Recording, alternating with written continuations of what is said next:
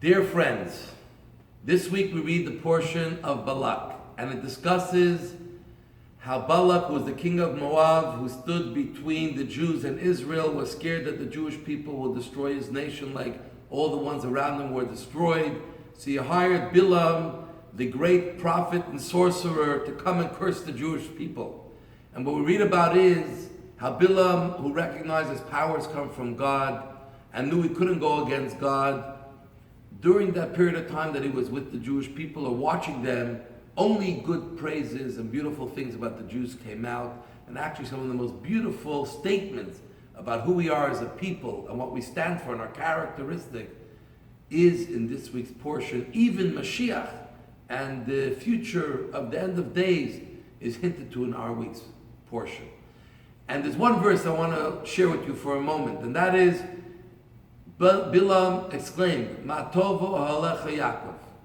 How beautiful are your tents, Jacob. Mishkanotecha Yisrael, your dwelling places, Israel. And we know that that's referring to the modesty that he saw the way the Jews lived with each other, even though they were in tight quarters, but yet they behaved very modest and everyone kept to themselves and did not sneak into look what's going on in the other person's life. But in here we see two interesting things. The tents, Jacob, dwelling places, Israel. Jacob and Israel is one person, it's the Jewish people. Why does he break it up into two types?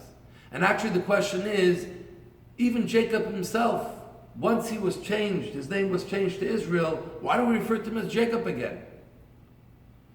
And the answer is that Jacob and Israel, Yaakov and Yisrael, represent two parts of Jacob's life, and they also represent two types of Jews. Jacob, Yaakov means heel. Jacob, when he was born, he was holding on to the heel of his brother. Jacob's beginning part of his life was a constant struggle against his brother who claimed he was the oldest and who wanted to kill him, and against Lavan, who he had to struggle with. Jacob's life was constantly full of struggles. He overcame, but it was a struggle. Yisrael, he received that name after he finished and he built up a beautiful home and prosperity, and he was on the way back to Israel when he met with Esav, Yisrael. Then he was given the name Yisrael. He reached a level where Li Rosh, where he was already a master, he was a head, Rosh the head, the opposite of the ankle.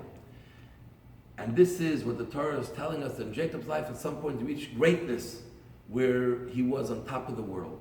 And so it is with us Jewish people.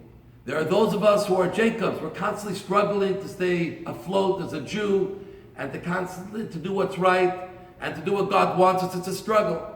Then you have those who it's smooth and everything is perfect. And they are both part of the Jewish people. And they are both the same part of what makes us one entity. But most of us start off as Jacob, but we have to try to end up as Yisrael. And the Torah tells us, a tent is connected to Jacob, a tent is more temporary. But Yisrael, a dwelling place, a permanence, is connected to Yisrael. If we want to have a life as a Jew, to be much more grounded, to be much more secure, to be much more confident, we have to work on understanding and mastering Judaism. Rosh, use your head to intellectually understand God, His commandments, what He wants from us, and then we reach a higher level where we serve God on a much higher plane and in a much easier way. So I want to wish you, all my friends, Jacob or Israel, we're all part of one entity. Let's be successful in our endeavors. Hopefully we outgrow the struggles and we're able to do it in an easy way as Jews. And I want to wish you a Shabbat Shalom. I love you all, and may God bless every one of you.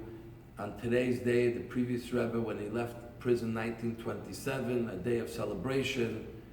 Shabbat Shalom to you all. Candlelighting time in Montreal is 8:26 p.m.